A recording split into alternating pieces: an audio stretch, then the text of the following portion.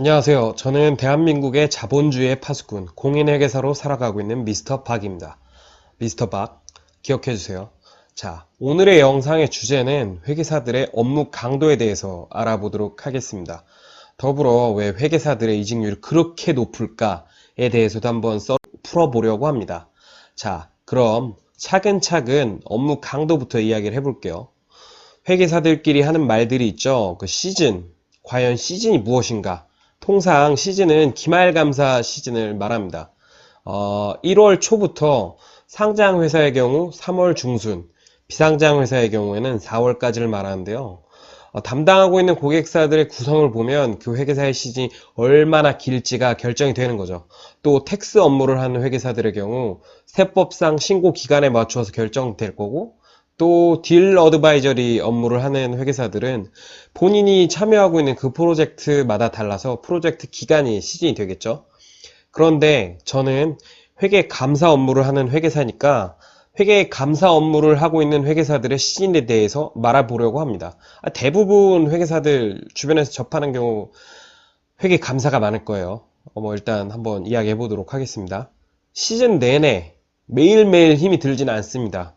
일반적으로 피크 시즌에는 1월 중순 내지 말부터 아니면 3월 중순까지가 해당하는데요.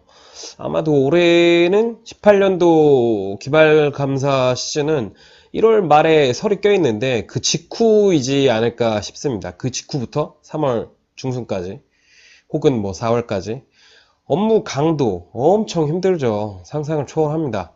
역시 맡고 있는 클라이언트 그 고객사가 어떤 회사이냐에 따라서 조금 달라지겠지만 거의 비슷합니다. 힘들어요. 아마 1월 중순에서 말부터 3월 중순까지는 매일 출근했던 것 같아요. 주말도 포함이고 설 연휴에 2, 3일 정도 쉬고 다 출근했고요. 아마 그 기간을 쭉 눌러서 평균 내보면 아마 평균 퇴근 시간이 새벽 2시 정도 됐던 것 같아요. 피크 때는 4시 퇴근을 한 2주 정도 했던 것도 같아요. 그래서 12시에 퇴근하면 6시에 정시 퇴근하는 느낌, 2시에 퇴근하면 10시에 퇴근하는 느낌, 2시 이후에 퇴근하면 오늘도 그렇구나 하는 거죠. 정말 힘이 듭니다. 매번 생각이 드는 게 회계감사라는 건 평생 할 일은 절대 아닌 것 같다. 친구들끼리는 해먹을 일이라고 하죠.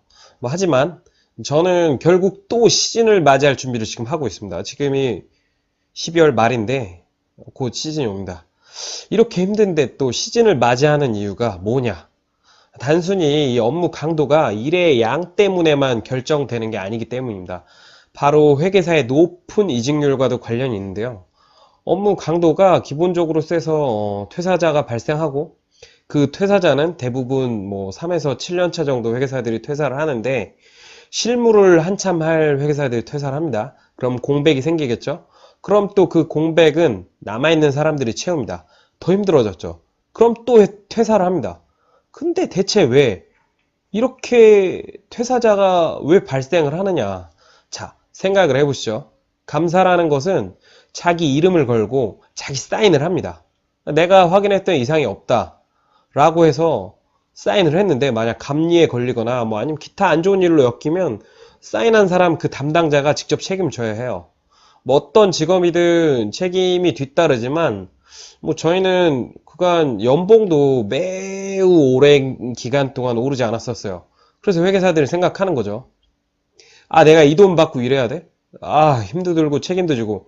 근데 이 와중에 최근에 또 금융당국은 정책을 내세웁니다.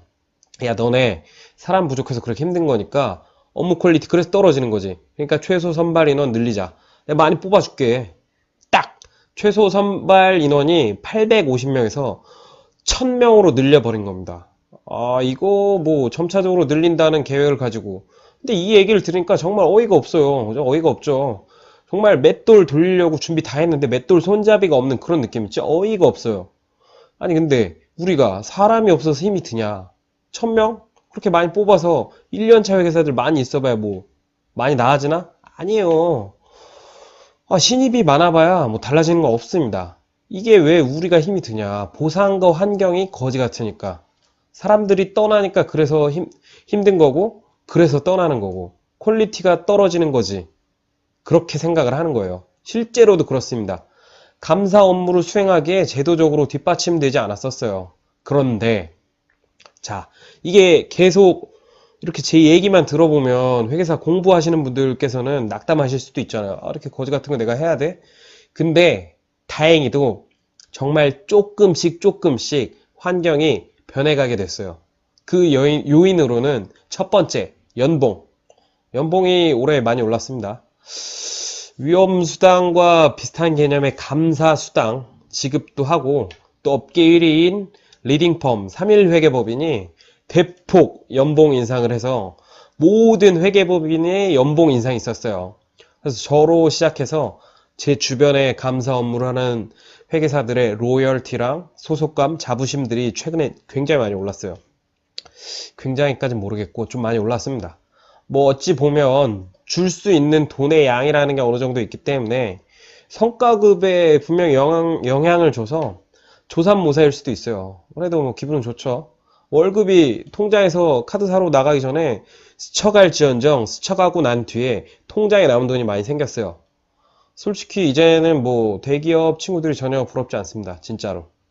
직급별 연봉 상승률도 좋은 편이에요. 20% 정도 뛰는 구간들이 몇 구간 있는데 그 구간 느낄 때 정말 좋습니다. 물론 뭐 세금을 요새 매우 많이 띄지만 괜찮아요. 자, 그리고 또 돈만 있으면 안 되죠. 또 다른 환경 변화 요인으로는 표준감사 시간 제도라는 게 있는데 이게 뭐냐? 감사 업무를 수행하는데 필요한 시간을 최소로 책정을 해줘요. 법으로. 그래서 그거를 지켜라 라고 하는 거죠. 그럼 과거에 말도 안 되는 일정을 수행하려고 일들이 막 힘들었던 게 뭐 없어져서 줄어들 거고, 투입 시간 증대가 이루어지면 결국 감사 개혁에 그게 반영이 돼서 감사 피 상승으로 이어지고, 그게 또 연봉 상승으로 이어지겠죠.